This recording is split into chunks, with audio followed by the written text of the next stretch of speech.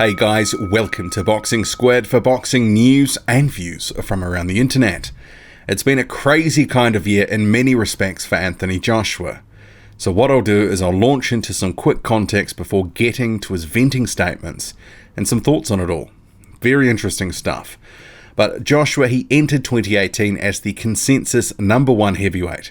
He was chasing a third major title in a fight with Joseph Parker, which he ultimately won, and later he defended his belt against perennial contender Alexander Povetkin. Performance-wise, a very good year.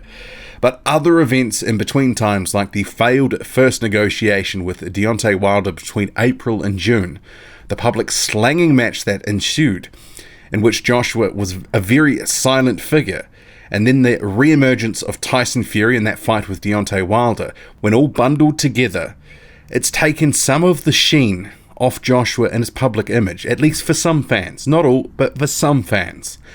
And with the mud that was slung from Wilder, Fury, others, some of it started to stick. Especially in the absence of public comment from Joshua. He was leaving his promoter Eddie Hearn to do the talking, and it just wasn't enough. And the narrative that he didn't want the Deontay Wilder fight, it started to grow some legs.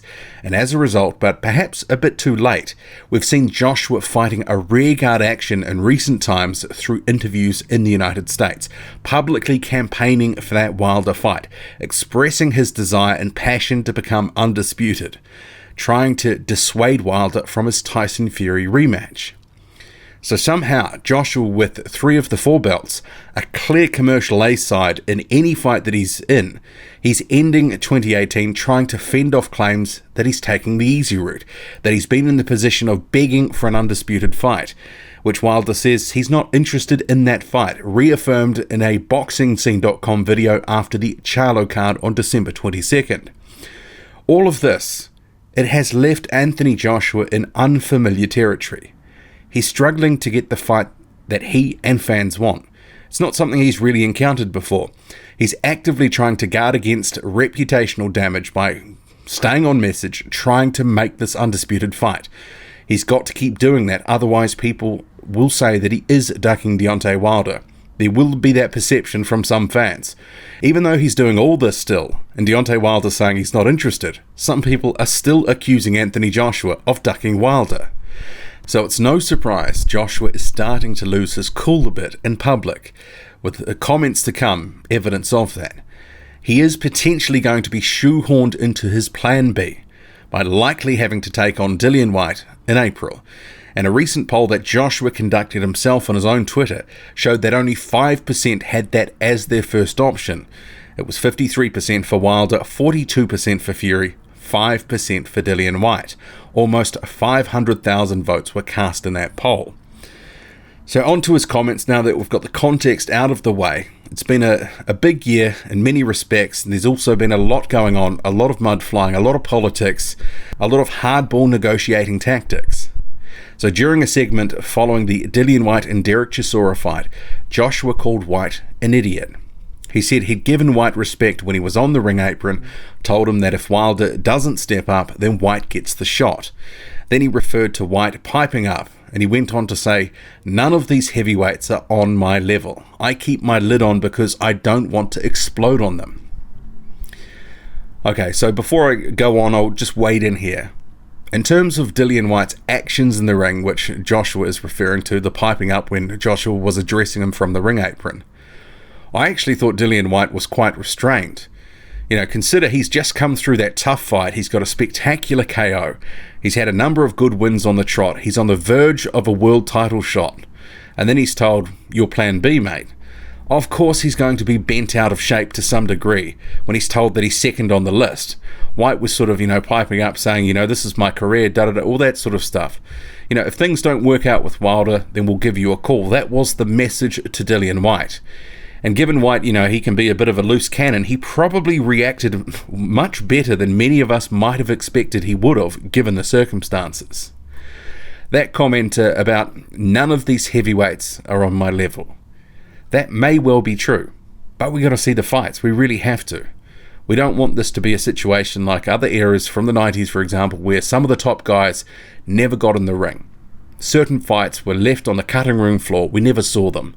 So there's a strong argument to say that some of the hardball tactics over percentage splits, both on Joshua's side and also Wilder's side, and potentially with Frank Warren, he's also calling for 50-50 for a Fury fight. That is the biggest impediment to making the fight that Joshua wants. If there's no give in that area from any of them, then the White fight, it's next. It's as simple as that, and it's the most likely option in my view at this point. And you may have seen Lennox Lewis's recent comments to CompuBox, where he went very hard at Anthony Joshua, saying Joshua doesn't want the fight, he doesn't want to fight Fury or Wilder, he wants to stay in England, be protected, etc.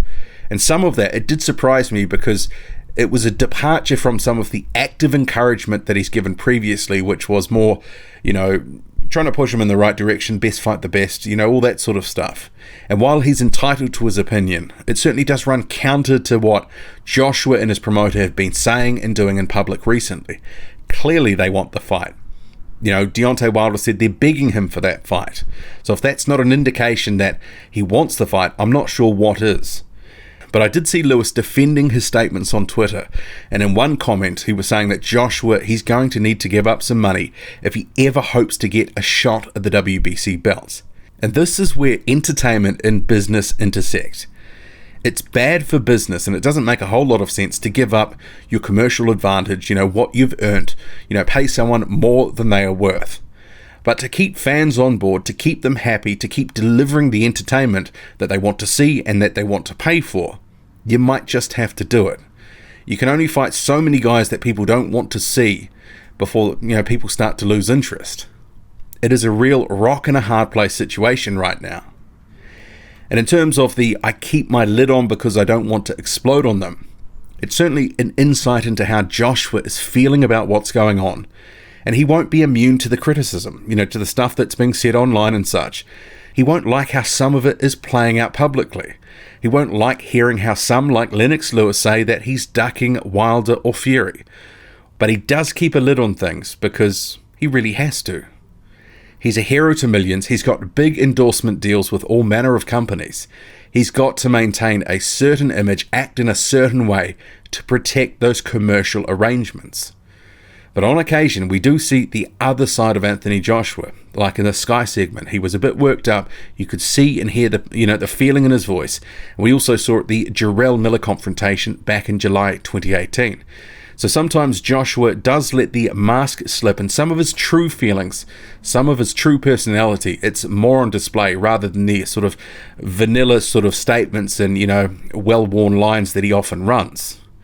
And Joshua, he continued in the Sky piece, when the crowd start cheering and saying they want to see Dillion, and if it does happen, I don't want to hear no talk when I whoop him, when I knock him out, saying he's had an easy touch. He should have fought Wilder. Any of them are welcome to step in that ring with me. And this is the rock and the hard place situation that I was referring to before. Even by Joshua's own poll, White was way back in the weeds in terms of a preference. It's kind of a similar situation to how when Luis Ortiz looked to be a viable opponent for Dillion White earlier in 2018. And that made the Chisora rematch not have as much appeal, especially for hardcore boxing fans, as it otherwise would have, because Ortiz was there. People actually would rather see that fight. And it's not to say that the White and Joshua rematch isn't a good fight or won't be a good fight, but inevitably it's second place in the beauty contest in terms of what fans want. I'd also note Joshua referencing that the crowd was cheering. How much stock can we really put in that? You're at a Dillion White fight asking Dillion White fans if they want to see White fight with the unified champion. Of course there's going to be cheers. I mean, sure, not everyone there would have been there supporting White, but it was a friendly crowd overall to ask that question to. He knew what the result was going to be before he asked it. But regardless, if Joshua is saying that he doesn't want to hear that he's taking the easy route, he's aware that that is going to be said. He's actively trying to fend this off now, cut it off at the pass. And the delay in making this undisputed fight, the marination of it, to try build it, make it bigger, because that's what's been happening. That is in part creating these offshoots, these storylines which have started to gain traction with some fans.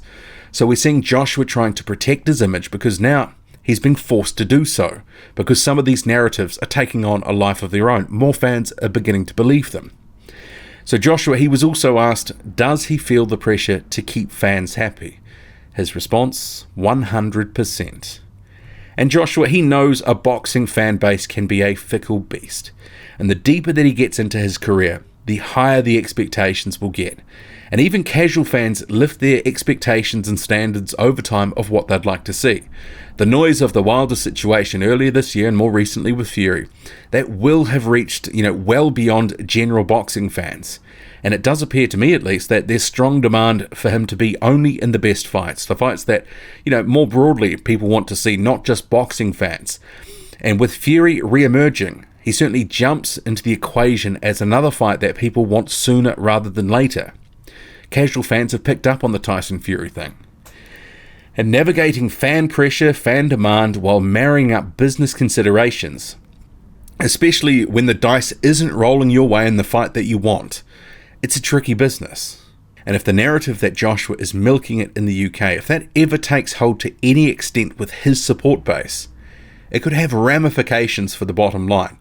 And hence why we've seen this concerted effort to push at all costs for a Wilder fight. They don't want to take a reputational hit because it will affect the bottom line.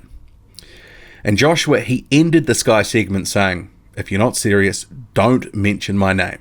Don't disrespect me because I mean my business. I'm about my business.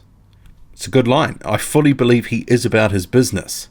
It's good to see more raw emotion from him, how he's really feeling about things. We don't see that often enough.